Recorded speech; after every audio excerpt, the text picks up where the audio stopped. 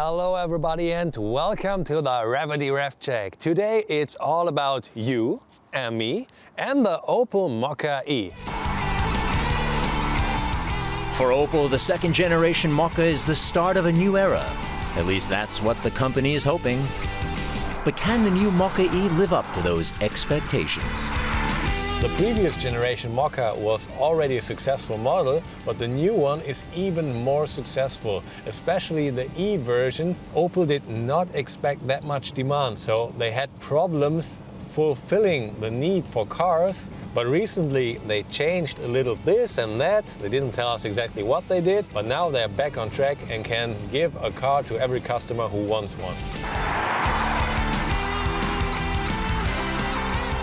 The general driving impression in the Mokka-e is quite pleasant. Opel did a good job on noise reduction, which is especially important for an electric car. You can tell the car is rather silent. I really like it. It's quite nimble as well, thanks to its low center of gravity. But does it have enough power? We have a 136 horsepower electric engine at the front, which will deliver 260 Newton meters of torque and accelerate the car from 0 to 100 in 9 seconds. That's not exactly sporty, and neither sporty is the top speed of 150 kilometers an hour. But then again, for most parts of the world, you can't even drive faster than 120, so 150 is more than enough in theory. What I don't like though is that starting from 100 to 120 kilometers an hour, the car's acceleration gets really sluggish. So you can feel there is no more power. You would need some more horsepower to get a little faster. But as I already said, driving an electric car is mostly driving in the city, driving between the cities, and that's 50 to 100 kilometers an hour, and there the car does a pretty decent job. That's because electric cars are more efficient at lower speeds. But what about the Mokka's range? The Mokka-e has a 50 kilowatt-hour battery. Opel claims a range of 324 kilometers according to WLTP test procedure. Everyone knows, depending on your driving style and the weather, that number will change. But Opel doesn't lie about that. They even help you with that. They have a range calculator on their website where you can add your driving style, the temperature and other things, and then it will tell you how much range you will approximately have with the Mokka-e, which is a very nice feature. So for example, right here we have mixed driving, highway and city driving. The weather is cold, we have 0 degrees outside, and the calculator tells me around 250 to 260 kilometers of range with the Mokka-e and the battery. If you drive to work, we're talking about 30, 40 kilometers. In total it's 60 to 80, so you can go to your work 2 or maybe even 3 times before you need to recharge the car, so that's more than enough.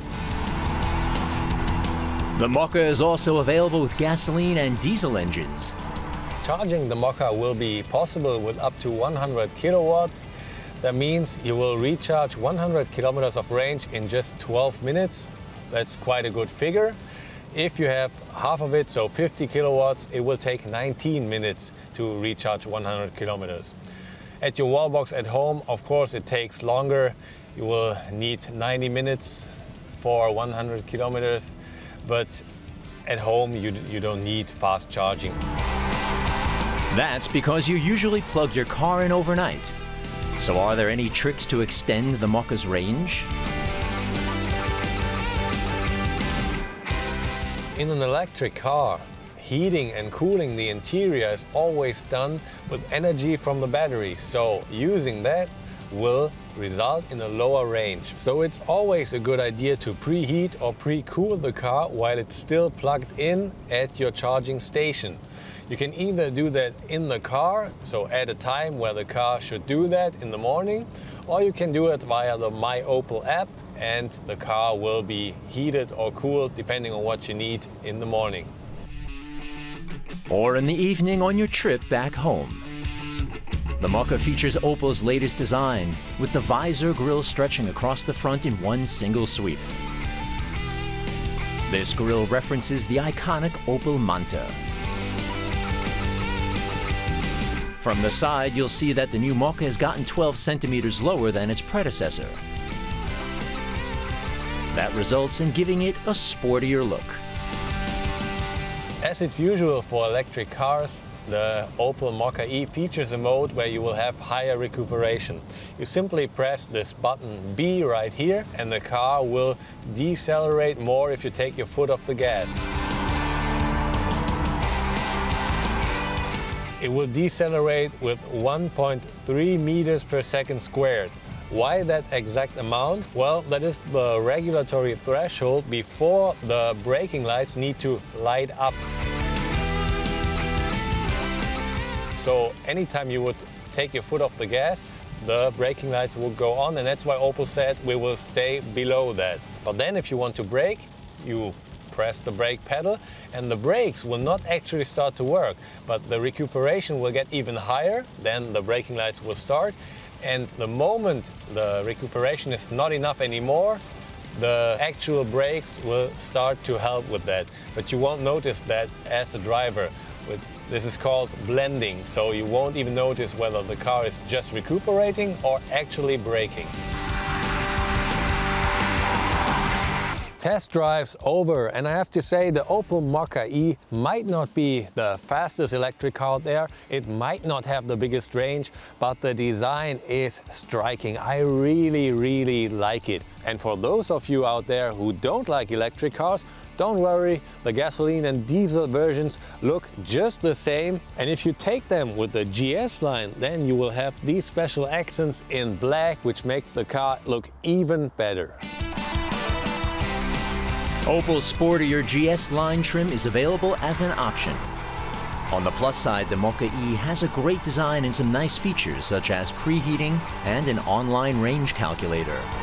On the downside, its acceleration and top speed are not exactly sporty. Prices for the electric version start at just over 34,000 euros in Germany, while a basic gasoline Mokka costs just under 20,000.